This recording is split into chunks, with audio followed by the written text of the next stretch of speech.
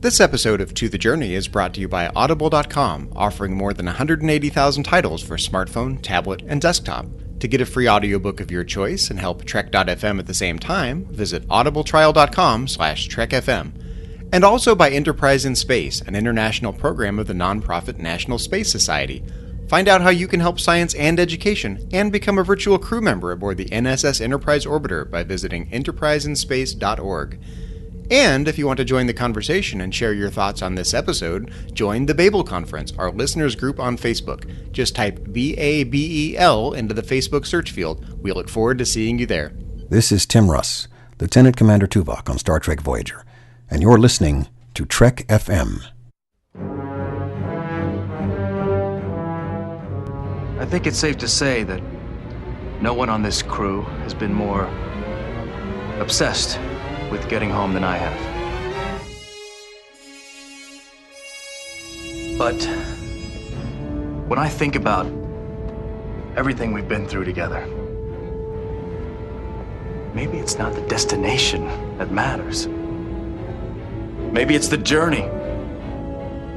And if that journey takes a little longer, so we can do something we all believe in, I can't think of any place I'd rather be, or any people I'd rather be with. To the journey. You're here. To the journey.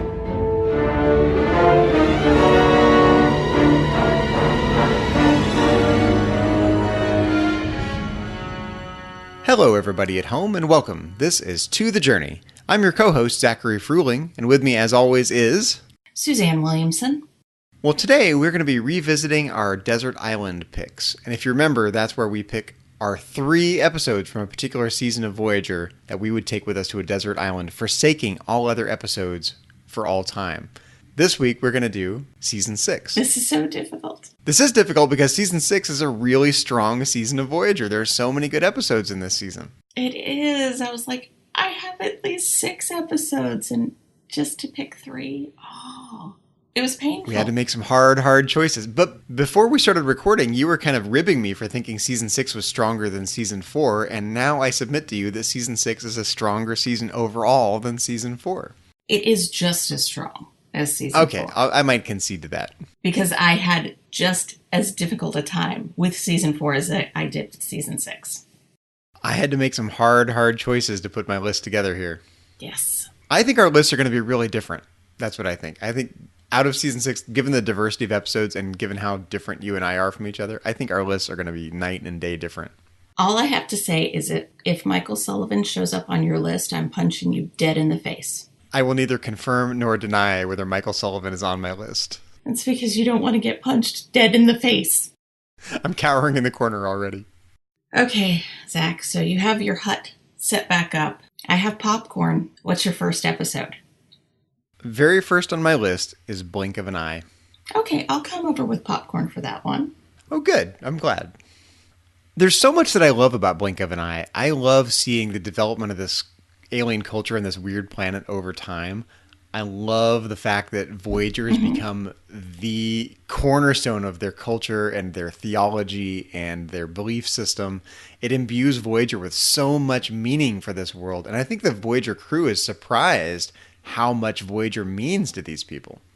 I was just happy that they got a really great guest star for this episode in Daniel Day Kim. The man is awesome. I have to admit that I didn't even know who the actor was. Shame on you. I didn't know he was a big deal.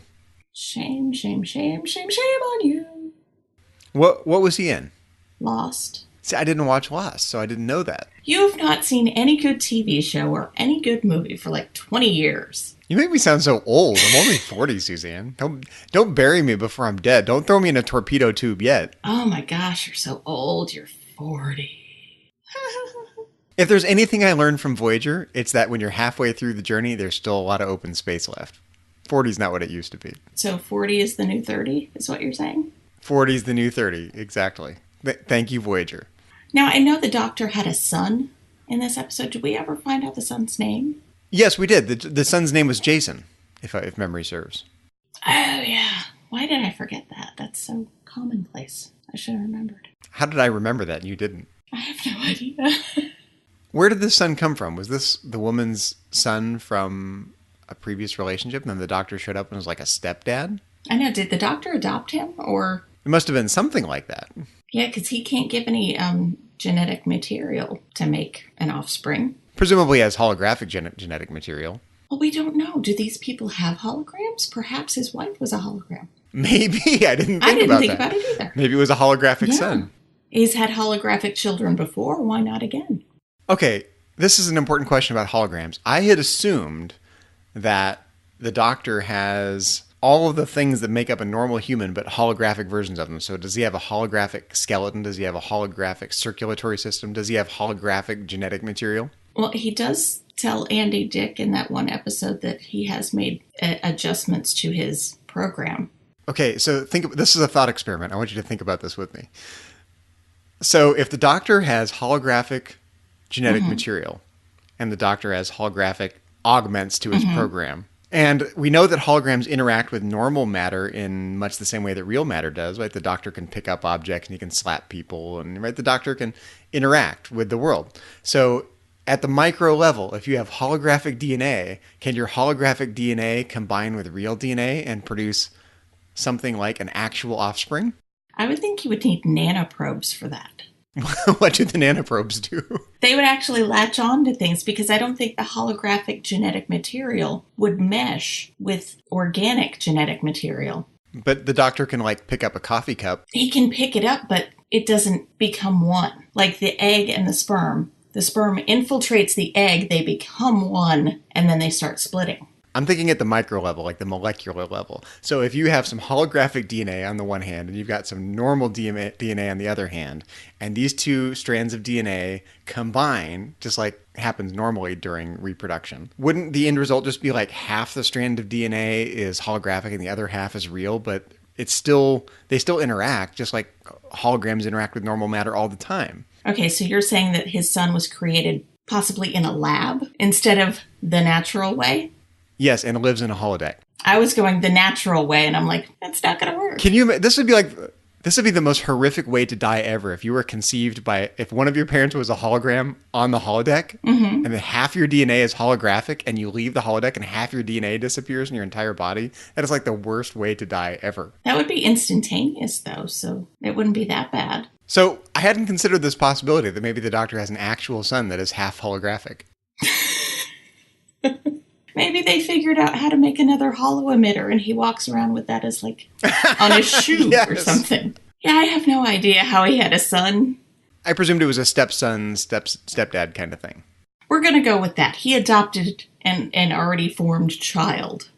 But now I think holographic DNA is a thing, so. I still say you need nanoprobes. So yeah, Blink of an Eye. I could rewatch Blink of an Eye again and again. I never get tired of it. So excellent candidate for a desert island. I could watch it every now and again, but it did not make my list. Even with what's his name from Lost? Even with Daniel Day Kim. Yes, even with him. Whose name I can't remember for some reason. I don't see why. It's not a difficult name. I always want to say Daniel Day-Lewis. No, that's not it. That is a different man. Completely different man. Okay. But equally as talented. I'm glad to know you'll come over and watch Blink of an Eye with me and bring the popcorn, Suzanne. I'm always good to bring popcorn, as long as you have wine or beer, maybe some tequila. I pretty much always have wine, so you hang out with me, you get wine. Okay. I'll keep the beer, tequila, and moonshine in my hut. So, Suzanne, if you're going to come over and watch Blink of an Eye in my hut, I am dying to know what I will come over to your hut to watch. Well, if you're going to come over, the first episode is going to be Tinker Tenor, Dr. Spy. Oh, it was so hard not to put that on my list, but, I've watched that so many times, and as funny as it is, I can't rewatch it now like I used to 10 years ago. But you love the emergency command hologram. You love his pips that just pop out of his neck. It would be hard to, it's hard to give up the pips. Years ago, this would have been first on my list. It was one of the highlights of the season for me, and I said this half jokingly, but the comedy routine falls a little bit flat for me now after seeing it so much. It doesn't fall flat for me, and I actually enjoy more that the doctor is daydreaming and doing something that we all do. So he's expanded his programming even more and one step closer to becoming just like the rest of us. The opening scene with Tuvok is brilliant. That is hilarious. I'm glad it's on your list because it's not on my list, so I can at least come watch it once in a while at your head. That one makes me giggle so hard. I actually don't find the hierarchy aliens that interesting. So that's part of the reason this episode is not on my list. I don't actually find the plot very interesting. Even though I love the scenes and I love the comedy and I love the Doctor's daydreams are amazing. But it's not on my list.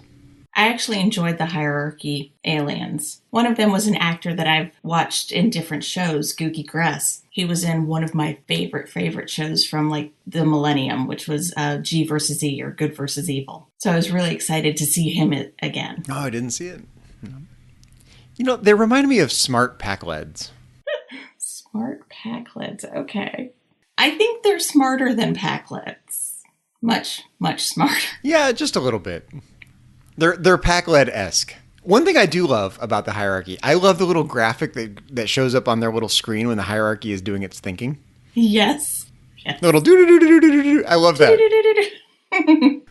I don't know why. For some reason, that cracks me up every time. The hierarchy approves. Oh, good.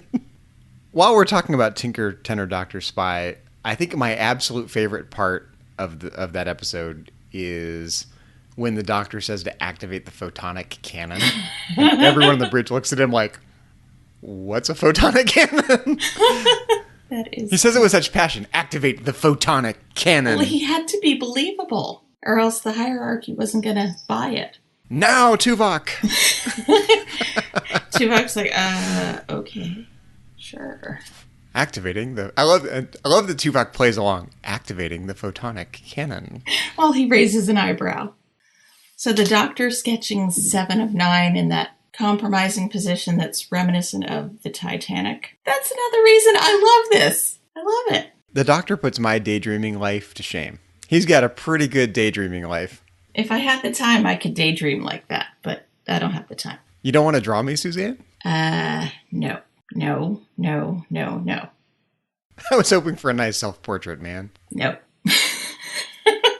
Did I say no? Because I really mean no. Oh, you can't have that vivid of a dreaming life then. That's more of a nightmare. Touche.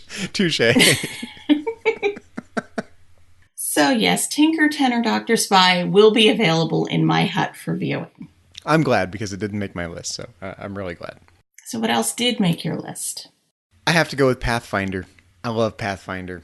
Really? I love seeing Barclay. I love seeing Troy. I love Voyager making contact with the Alpha Quadrant.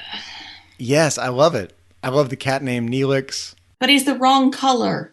He should be orange. Yes, the cat should be orange. I guess, in all fairness, Barclay didn't know what color Neelix was, right? I know, but still. Wait, is Neelix part of his recreation of Voyager on the holodeck? I don't know. I don't think so. I don't think he is. But it's because no one knows what Neelix looks like. They just know the name probably from the log records and stuff. Yeah, because he still has all the Maquis in their leather outfits, including Chakotay. So they haven't got a visual record of anything on Voyager. Yeah. I'm sorry, you lost me at Chakotay and his Maquis outfit. I love that Barclay says he's lost himself in Voyager because I have been there, man. Haven't we all, Reg? Haven't we all? It hits a little close to home. It does. I'm a little bit like Barclay in some ways. I have just a little bit of paranoia to me. Awkward? No, a little paranoid. No, I don't think I'm awkward. No. Okay, maybe a little bit. Well, you said you're like Barclay. Awkward. Give me a glass of wine and I'm fine. Okay. Synthahol. Excuse me, Synthahol. Really, you don't like Pathfinder that much, huh? I was not sure if Pathfinder would be on your list or not. It's an okay episode. It's not something that I'm going to forsake all other episodes for. What's interesting about doing this now, as opposed to a few years ago, I think my list has changed. I would have put Tinker, Tenor, Doctor, Spy on my list a few years ago, and I would not have put Pathfinder on it. But I find that the episodes that I go back to and rewatch now are different than the ones I used to rewatch a few years ago, and I find myself going back to Pathfinder again and again for some reason I can't quite explain. It's because you're old, and your views have changed. Because I'm old? And your views have changed, yes. Are we back to the 40 is the new 30 thing? Oh, we're just back to you being 40, that's all. I was born old, Suzanne. I'm an old soul. With a youthful zest for life, but an old soul nonetheless. Yeah, my viewing styles have not changed. I still go back to the same episodes. Really? See, mine have evolved drastically about this season in particular. Yeah, mine are tried and true. I'm going down with these. I'm glad we're at least picking episodes the other person likes so we can keep going to each other's huts and watching the episodes. Well, that is good, yes. Yeah, because, I mean, Deanna Troi gets to be more of a counselor in this episode than she ever really was in Next Gen. No, in a way, Barclay is similar to the Doctor in Tinker Tailor Dr. Spy. Barclay is essentially living out his daydream life on Voyager, just like the Doctor is in Tinker Tailor Dr. Spy. Yeah, but daydream Barclay, he's too suave. He's too smooth. I just don't buy it. It's like, Reg, you are not that cool. I'm sorry, you're not that cool. I don't think I could pretend to be that smooth. He seems to turn on pretend smooth pretty easily. I don't think I could even do that. He does. His voice even changes. It's almost like when I take a call from a customer and I get my phone voice, which is completely different than my regular speaking voice. Listeners don't know this until now, and you know this, Suzanne, but for my work, I often have to do phone system voice recordings because I'm the guy with the microphone. So if they need a voice for a phone system, I'm the guy they go to. So I'm the voice of like 6 different universities' customer support phone systems. That's a different voice than podcast voice. It is a much different voice. Yeah, my phone voice is, nothing like me. Press 1 to reach whatever, right, that kind of thing. This podcast may be monitored for quality assurance. We would have been fired a long time ago. Too late. So if I had more than 3 episodes to bring with me, if I had more than 6 episodes to bring with me, then Pathfinder would have been in there. But I can only bring 3. So yeah, no. Well, we're going to talk about our honorable mentions at the end. And my original list was 6 episodes long, and I had to make some hard choices, and I ended up settling on Pathfinder, and I sacrificed a couple of episodes that could just as easily have been on my short list of 3. Mm-hmm. But I circled Pathfinder at the last minute, right there under the one. And Tinker Tailor Dr. Spy was on my short list. I should say that too while we were already talking about Tinker Tailor Dr. Spy. That was on my list, and I didn't circle it. I feel better that it was on your short list. Well, the next one that I'm packing away to save in my hut has to deal with photonic fleas. And I'm talking about the Voyager conspiracy. That's an interesting choice because I don't actually like the episode all that much. But I like the idea of the episode that no matter what crazy conspiracy theory you have, you can find evidence that supports it. You can deny all the evidence against it. You can take evidence and twist it around. So kind of, this is like my Metatreks hat, but from a Metatrek standpoint, I love that episode so much. I don't enjoy watching the episode, though. It would not even close to my list. Other end of the spectrum. I love it from a Janeway Chakotay perspective. Yeah, I love that because they start off and they're having dinner and everything's fine. And then 7 comes up with this weird theories, different for each of them. And then they start giving each other the side eye and they're carrying phasers. And at first, Janeway's like, did Chakotay put you up to this? All laughing. It's like how easily their friendship could be put in a precarious position by someone with weird information. Isn't life really like that, though? We all take this set of experience we've got, the facts that we think we understand, whatever's going on around us, and we take all that and we kind of synthesize it together into something our minds can understand that may or may not be reflective of how reality really is. We all have this own little, carefully constructed worldview based on, what we wish the world was like, combined with what the facts really are. And our minds are so active in creating this world that we live in. I think we all do that more than we realize. We're really taking the facts and we're interpreting them. We're creating our own little worldview. And sometimes, the worldview you've got and the worldview someone else has don't match up, and you end up like Janeway and Chakotay. Carrying sidearms, right? Are phasers standard equipment on board now? That's a great line, yes. Apparently so. The absolute best line from this episode is, "You didn't poison the coffee, did you?" And Janeway's like, "No more than I usually do."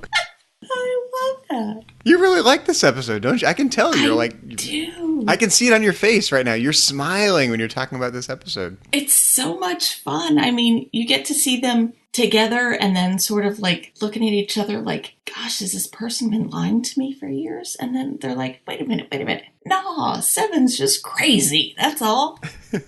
Seven be crazy. Seven be crazy. It's those damn photonic fleas. Borgs be crazy. This episode is all conspiracy theories and absolute tinfoil hat craziness. I love it. Okay, I'm going to have to rewatch this episode with your enthusiasm in mind. If nothing else, just watch it for the little Janeway Chakotay moments. Because there's quite a few of them in here. And it makes me happy. It's interesting how fast things can change, right? Janeway and Chakotay, they've developed this relationship for years. One little piece of conspiracy theory evidence, and they're ready to carry phasers with each other. Life is like that. Life can turn on a dime. Well, yeah, because you don't expect 7 of 9 to be talking all craziness at you. You don't. 7 of 9 is usually pretty rational.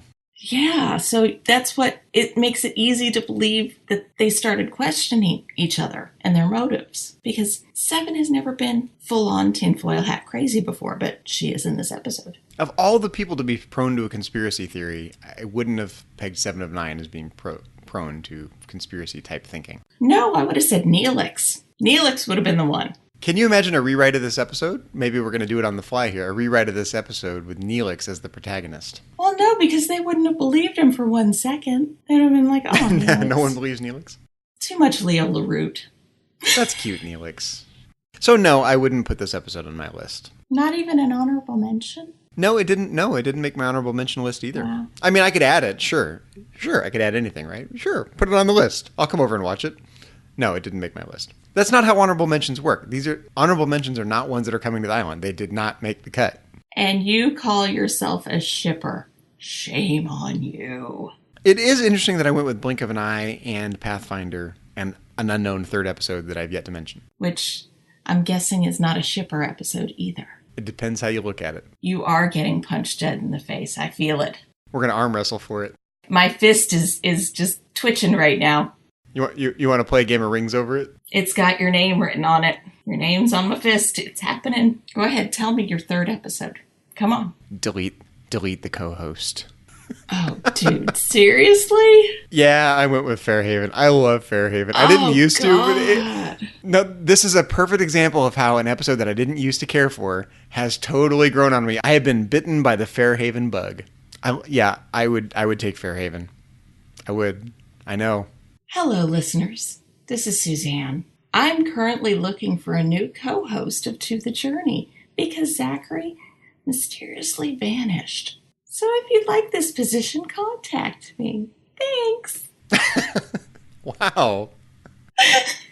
Dude, seriously, Fairhaven.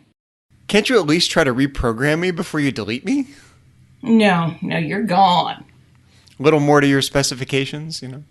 Fairhaven. I can't even talk to you. I can't talk to you. I'm sending you to a different island. You're not allowed on this island anymore. Do you hate Fairhaven that much?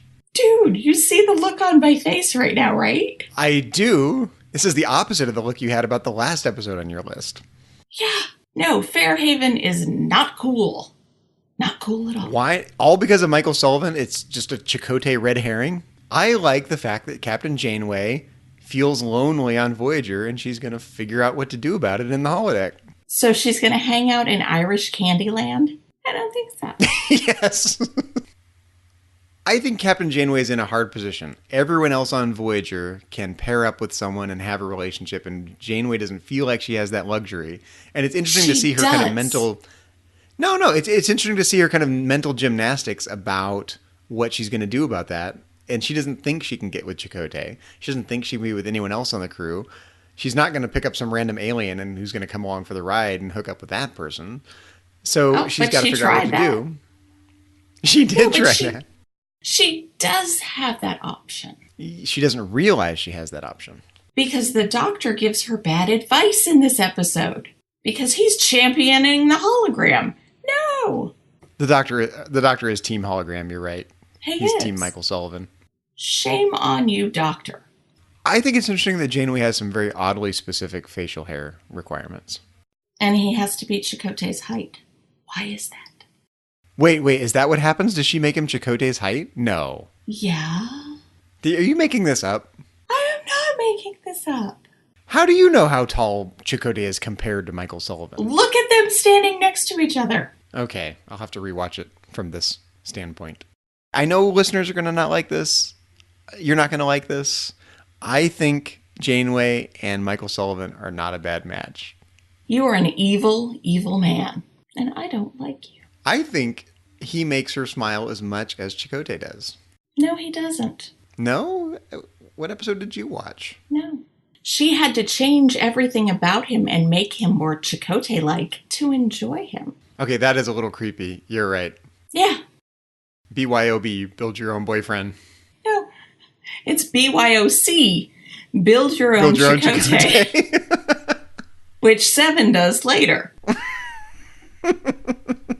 This is a great example of how life imitates art. Right? We're living in the 21st century. You know, if there's a type of person you like, a type of person you want to meet, you know, we have social media, we got dating websites. You can find that one person you're looking for, right? That wasn't always true. I don't think it was even true in the 90s, you know, when this episode came out. Like, you know, the idea that you can kind of construct your ideal companion, you can kind of do that in a metaphorical sense now. Well, it doesn't even have to be metaphorical. They have those dolls now. I was not thinking about dolls, but sure. No, but like the interactive ones. Are you ordering your own Chakotay doll? Is that what you're doing? Getting on Amazon? Don't you think I already have that? Dude, come on. Yeah, I know it's in your closet. You know me. Yeah. No, he's on the couch. I don't put him in the closet. I'm sorry, Zach. No matter what you say, I'm not coming over to watch this. Ever. Really?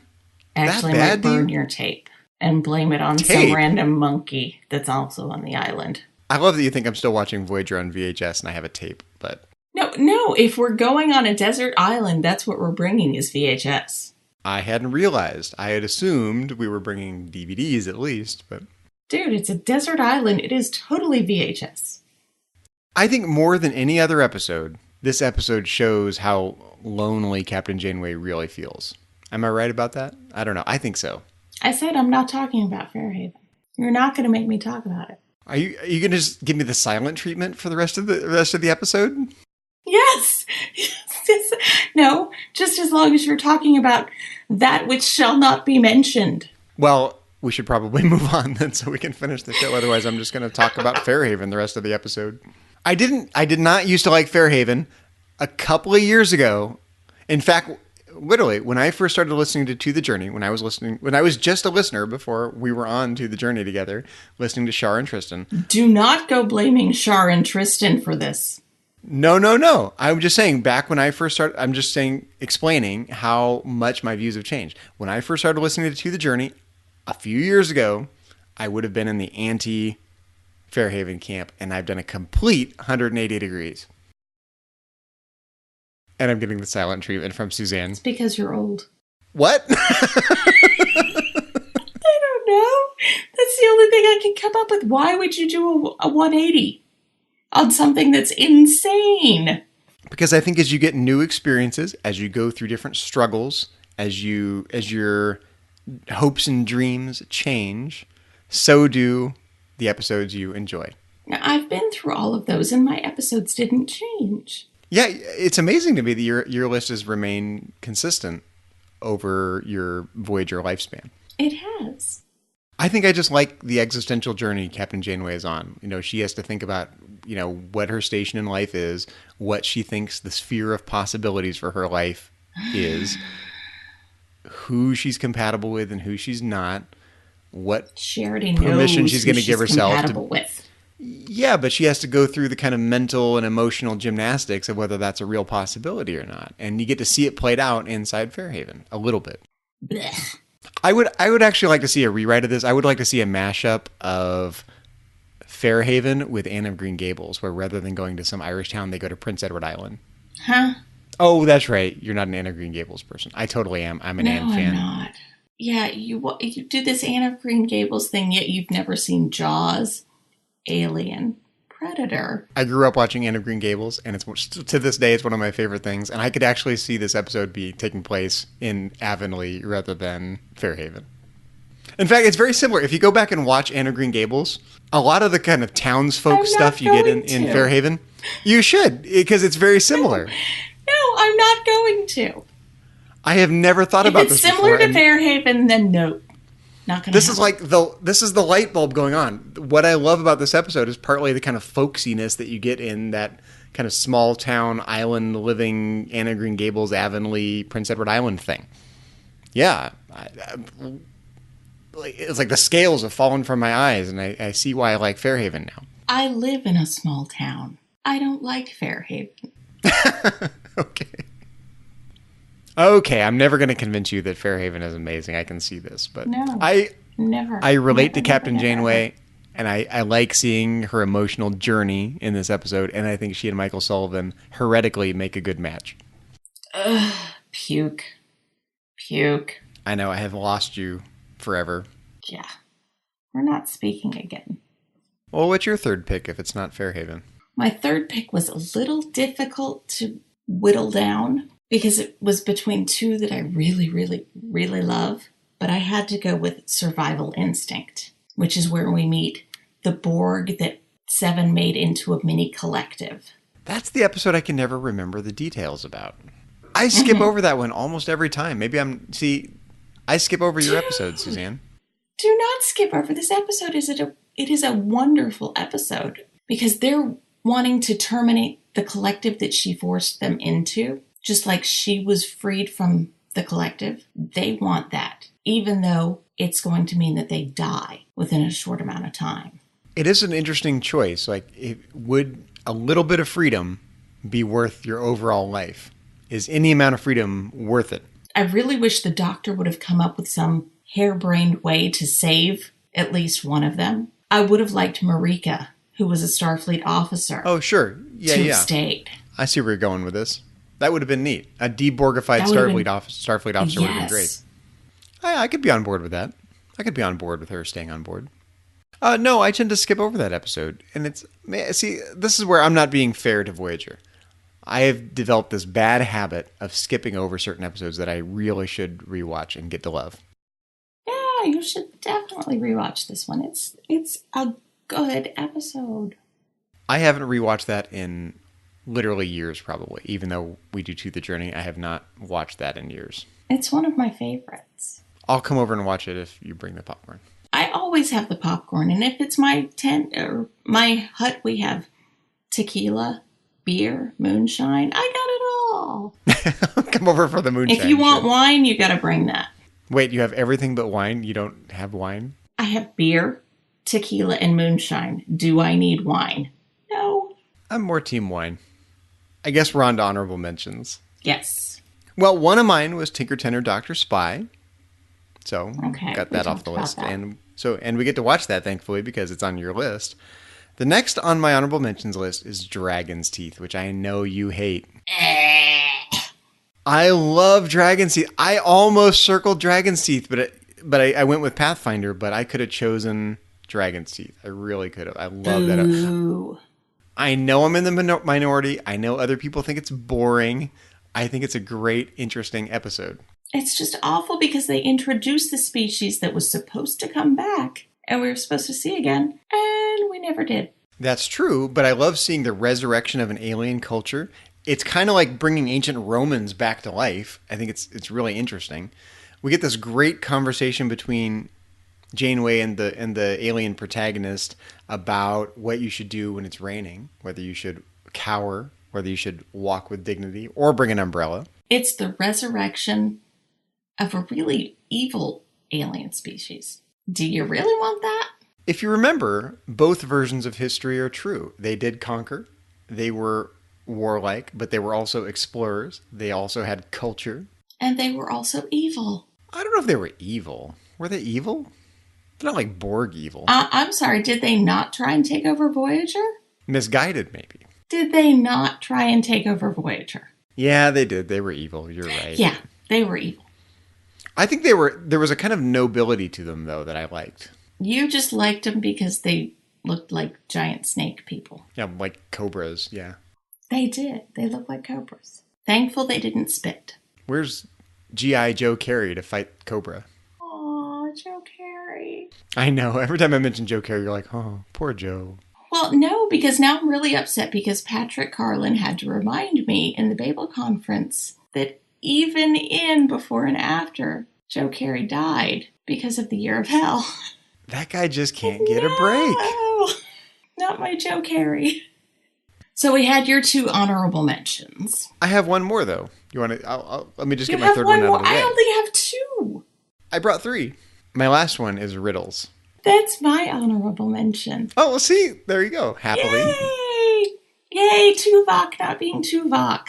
We have a confluence of opinions here. It's great. Riddles, yes, I love riddles. It almost made my list as well.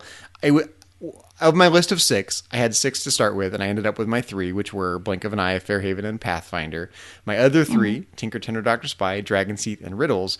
Of all of those, I had a really hard time choosing between Pathfinder and Riddles and Dragon's Teeth. But I went with Pathfinder. I love Riddles. Yeah, I do love Riddles. It was really hard to leave this off of my list because it's such a wonderful Tuvok episode. And he communicates through cake icing. That speaks to me on so many levels. But it also gives us more of the Tuvok and Neelix friendship and building even more upon what they've already done. It's kind of sad that they have to return to being a little more stoic with each other at the end of the episode.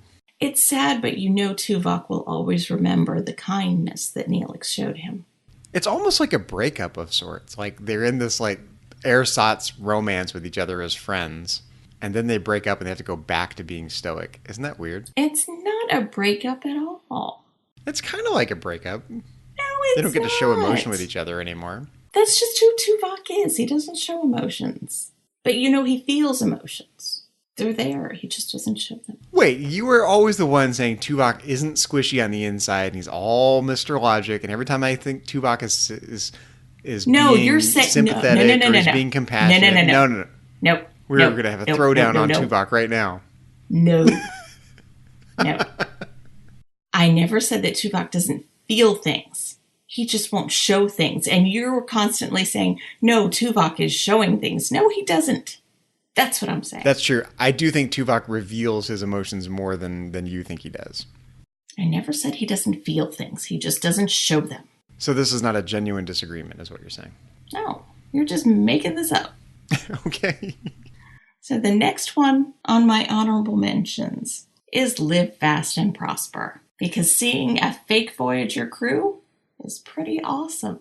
And Tuvok does some pretty good improv acting in Live Fast and Prosper, just like he does in Tinker, Tenor, Dr. Spy when he activates the photonic cannon. He gets to bluff and say that fake Captain Janeway is going to be sent to this prison where she's going to get several forms of psoriasis.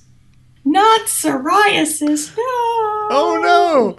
And Captain Janeway's like, psoriasis? I almost busted a gut. Good job, Tuvok. Yeah, that's just a great episode.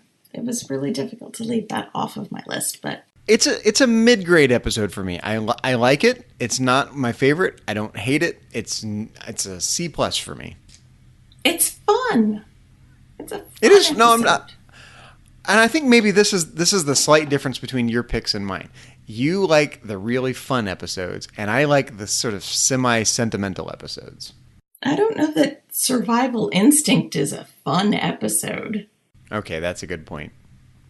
But two of your 3 picks were fun episodes. 2 of mine. Tinker, Tenor, Dr. Spy is definitely fun. Voyager Conspiracy is a little bit fun. It's more Janeway Chakotay shipper. Okay, that's pretty sentimental. No, that's not sentimental. That's shipper. But across the board, my episodes are sentimental. Blink of an Eye, I think, is sentimental. Fairhaven, I think, is sentimental. Pathfinder, I think, is sentimental. In some ways. I know. Nice sound effects, thank you. Well, it's been fun talking about watching Fairhaven alone in my own hut. But this isn't the only thing we've been talking about here on Trek FM this past week. So here's a quick look at some of the other things you may have missed elsewhere on Trek.fm. Previously on Trek.fm, Literary Treks. Not to sound, too high on oneself, but I was special when we were the only ship in the Delta Quadrant, and now we're just back, and it's not as great as you think. It almost feeds into that Voyager theme of it's not the destination that matters, it's the journey, because, once you get there, it's not as amazing as you think it was going to be. This reminds me so much of the rescue of Gilligan's Island. I love it. Standard Orbit. Anson Mount, our new Captain Pike, was wandering around in the vendor's room, and I saw him. He passed by me within like inches and was walking around and looking at different booths and stuff. I went up to his handler and I said, I have these bookmarks. I made these bookmarks. Would it be okay if I gave him one? I don't want to bother him. I don't want to interrupt him. And she's like, yeah. And at that point, he had turned around and I got to shake his hand. I gave him a bookmark. He is incredibly nice. Warp 5. He seems upset that she doesn't want to go to the movie. Now let's get back to the episode here. But he's like, always upset when she offended. doesn't want to go. Because he wants date night with her. He does. And then Archer just swoops in and is like, you're my date. And she's like, what? Yeah. You're coming with me. We're going to the movies. God, that look on her face. She's like, no. Check out all of these shows and join the conversation about your favorite corner of the Star Trek universe and beyond. You'll find us wherever you get your podcasts. If you're an Apple user, be sure to hit the subscribe button in Apple Podcasts on your iPhone, iPad, Apple TV, or the desktop iTunes app to get the latest episodes as soon as they're published. And please leave us a star rating and a written review. If you're not an Apple user, we've got you covered as well. You can find our shows on Google Play Music, Stitcher, TuneIn, Spreaker, SoundCloud, Windows Phone, and most third-party podcast apps, and you can stream and download the MP3 file from our website or grab the RSS link as well. We'd love to hear your thoughts on today's show, and there are many ways for you to do that. The best place to join in the larger conversation is the Babel Conference, our listeners-only group on Facebook. Just type Babel, that's B-A-B-E-L, into the search field on Facebook, and it'll come right up. If you'd like to send us an email, you can use the form on our website at trek.fm/contact. Choose message to a Trek.fm show and select To the Journey. That'll come right to us. You can also find the network on Twitter at TrekFM and on Facebook at facebook.com/TrekFM. And Zachary, when you're not hanging out in your laboratory trying to mesh photonic material with organic material, where can our listeners find you on Trek FM and on the interwebs? You know me too well, Suzanne. Well, you can find me elsewhere on Trek.fm as co-host of Metatrek's Trek FM show on Star Trek and philosophy. You can always find me in the Babel Conference, our listeners group on Facebook, if you'd like to talk about Voyager with me in there. And you're welcome to follow me on Twitter. My handle is just my name, at Zachary Fruhling. That's Zachary, Z-A-C-H-A-R-Y, Fruhling, F-R-U-H-L-I-N-G. And how about you, Suzanne, when you're not making phasers standard equipment for our podcast recordings? Where can our listeners find you on the interwebs and around the Trek FM network? Those have always been standard equipment. Well, if I'm going to talk about Fairhaven, apparently. Exactly. You can find me on Twitter. My handle is KJaneway8. You can also find me popping up occasionally in the Babel Conference. Well, if you'd like to help us keep all of our shows coming to you each week, we invite you to become a patron of the network on Patreon. Visit patreon.com/trekfm, that's patreon.com/trekfm, to get all the details. Perks include early access to episodes, exclusive content, producer credits, and many more, all available through our special patrons website, the Patron Zone. It requires a great deal of money to produce, host, and distribute these podcasts each month. We really appreciate any support you can give us, and we hope you'll join the team. Again, you'll find all the details at patreon.com/trekfm. We do have a few people we would like to thank. First off being C. Brian Jones, the founder and publisher of Trek.fm, who also owns the only photonic canon in existence. Executive producers Matthew Rushing and Kenneth Tripp, Aaron Harvey, our art director, Richard Marquez, our production manager, and Brandon Shamatala, our Patreon manager. Also a very special thank you to our associate producers Bruce Lish, Ju Kim, Richard Marquez, Patrick Carlin, and Norman Lau. Thank you for your continuing support of To the Journey and Trek FM. Well, be sure to join us next time when we will be consulting the hierarchy. But until then, this has been To the Journey.